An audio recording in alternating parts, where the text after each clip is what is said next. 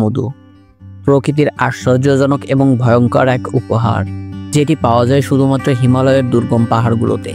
প্রায় 5000 বছরের বেশি সময় ধরে মধু তার ঔষধি গুণের জন্য দুনিয়া জুড়ে ব্যবহৃত হয়ে আসছে। হোক অ্যালার্জি বা আঘাতের ক্ষত, মধুকে চিকিৎসা ক্ষেত্রে যতভাবে ব্যবহার করা হয়, অন্য কোনো খাদ্যকে ততবার ব্যবহার করার নজির নেই।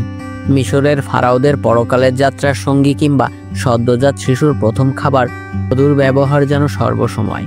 কিন্তু জেনে অবাক হবেন, নেপালের দুর্গম পাহাড়ি অঞ্চলে এমন এক মধু পাওয়া যায় যা খেলে অদ্ভুত এক অনুভূতির সৃষ্টি হয়। নির্দিষ্ট মাত্রার চেয়ে বেশি খেয়ে ফেললে বাস্তব অবাস্তব জ্ঞান হারিয়ে ফেলতে পারেন আপনিও। মলয় কন্যাকে নেপালের আধ্যাত্মিক এবং রহস্যমণ্ডিত জগতের সেতুবন্ধন হিসেবে চেনে। নেপালের দুর্গম প্রকৃতি এবং অনন্য বৈচিত্র্যের মাঝে এমন কিছু জিনিসের সন্ধান পাওয়া যায় যা পৃথিবীর আর কোথাও পাওয়া যায় না।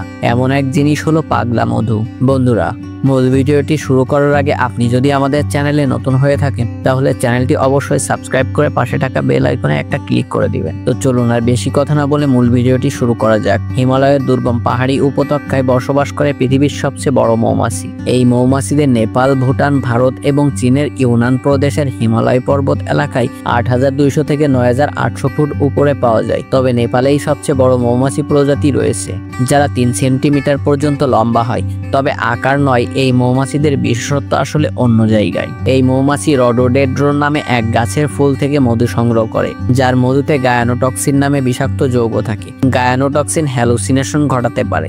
এই গায়ানোটক্সিন মিশ্রিত মধু তাই চিকিৎসার দ্রব্য হিসেবে বিভিন্ন অঞ্চলে হাজার হাজার বছর ধরে ব্যবহৃত হয়ে আসছে।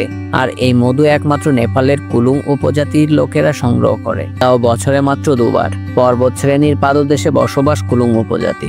একমাত্র এই উপজাতির সদস্যরাই জীবনের ঝুঁকি নিয়ে 1000 ফুট উঁচুতে উঠে মধু সংগ্রহ করে থাকে। এই মধু সংগ্রহ করাই তাদের সংস্কৃতির অংশ। তাদের জীবিকা নির্বাহের এটিই একমাত্র পদ্ধতি নয়, কিছুটা লোকাচার ও ধর্মীয় বিশ্বাস থেকে তারা এমনটি করে থাকেন। 1 দশকেরও কিছুমাত্র আগে বিচ্ছিন্ন এই জনপদের সাথে বহির্বিশ্বের সংযোগ ঘটে। এরপর থেকে এই অঞ্চলের মধু এশিয়া, ইউরোপ এবং আমেরিকাতে জনপ্রিয় হয়ে ওঠে।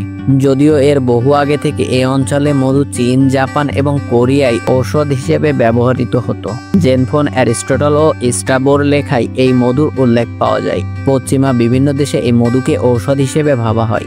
সকালে খাবার আগে অনেকে হালকা গরম দুধের সাথে অল্প পরিমাণ মধু মিশিয়ে পানও করে থাকে। এই মধু পান করলে দেহে বিভিন্ন প্রতিক্রিয়া দেখা যায়। তুরস্কের মধুর মতো নেপালের মধুতে অসুস্থ হতে কাউকে দেখা না গেলেও এই মধু ঝিমুনি, মুখে লালা বৃদ্ধি এবং হৃদকম্পন ধীরগতির কারণ। এছাড়া বেশি পানে চোখের সামনে অবাস্তব কিছু ঘটার কথাও বলে অনেকে। হিমালয়ের এই মৌমাছি অনেক রকমের মধু সংগ্রহ করে। মধু কেমন হবে তা নির্ভর করে ঋতুতে মৌমাছি কোন ফুলের মধু সংগ্রহ করছে। এই ফুলের রেণু এবং মধু আকর্ষণ করে এখানকার বিশালাকার মৌমাছিদের। মৌমাছিরা ফুলে ফুলে ঘুরে মধু সংগ্রহ করে। এরপর সেই মধু জমা করে পাহাড়ের গায়ে ঝুলন্ত মৌচাকে। এই মধু সংগ্রহ খুবই কষ্টসাধ্য কাজ। গ্রামবাসীরা দল বেঁধে মধু সংগ্রহ করে, তাও বছরে মাত্র 2 বার।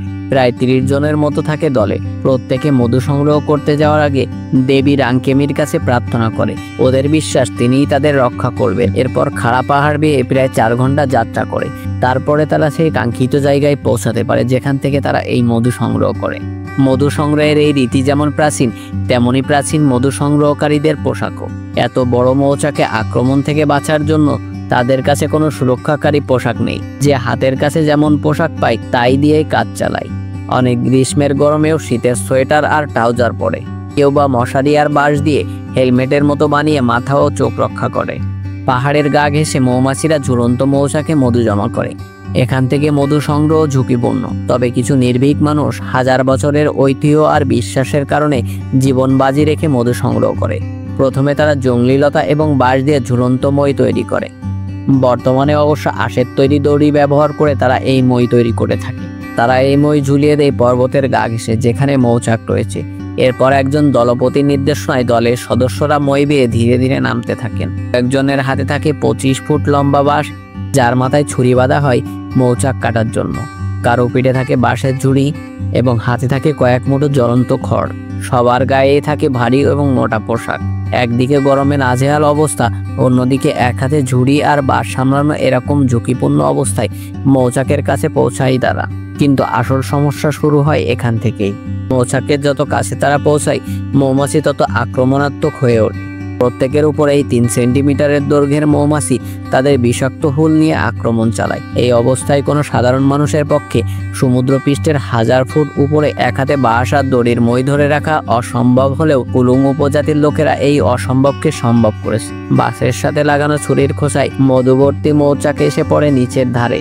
এক মৌসুমে মাত্র 3 দিনে প্রায় 100 থেকে 200 গ্যালন মধু সংগ্রহ করা হয়। এরপর এই মধুকে ছাঁকনি দিয়ে মৌচাক আর মৃত মৌমাছির অংশবিশেষকে আলাদা করা হয়। 3 দিনের কর্মব্যস্ততা শেষে এই মধু নিয়ে যাত্রা শুরু হয় গ্রামের দিকে। এই মধু বহির্বিশ্বে বিক্রি করার একমাত্র উপায় হচ্ছে তাদের গ্রামের একমাত্র লেখাপড়া জানা ব্যক্তি জাঙ্গি। তিনিই মধু বেচা কেনার সব কাজ করে থাকেন। এই মধু তিনি কত টাকা বিক্রি করেন তার খোঁজও কেউ নেই না। গ্রামের লোকদের শুধু ভোজ্য তেল, ব্যাটারি, নুডলস আর বিয়ার হলেই চলে। তবে যাই হোক, এই পাগলা মধু আদিবাসীদের পাগল করে না। যদিও তাদের জীবনের ঝুঁকি নিয়ে এই মধু সংগ্রহকে পাগলামি মনে হতে পারে, তবুও এই মধু সেবনে সাধারণ মানুষদের মতো তাদের নেশা হয় না। হয়তো বছরের পর বছর পান করার ফলে তাদের উপরের প্রভাব কম হয়, তবে তারা যে ঘোরের মধ্যে থাকে সেটি বোঝাই যায়। ভেষজ চিকিৎসায় এর চাহিদা কম নাই, তবে জীবনের ঝুঁকি এবং সেই তুলনায় আর্থিক নিরাপত্তা না থাকায় কুলুং উপজাতির লোকেরা ধীরে ধীরে এই পেশা ছেড়ে দিতে চাইছে। তবে ভবিষ্যতে আমদানি রপ্তানিকারকদের আন্তরিক পৃষ্ঠপোষকতা ব্যতীত এই প্রাচীন ঐতিহ্যকে টিকে রাখা দুরূহ হয়ে পড়বে।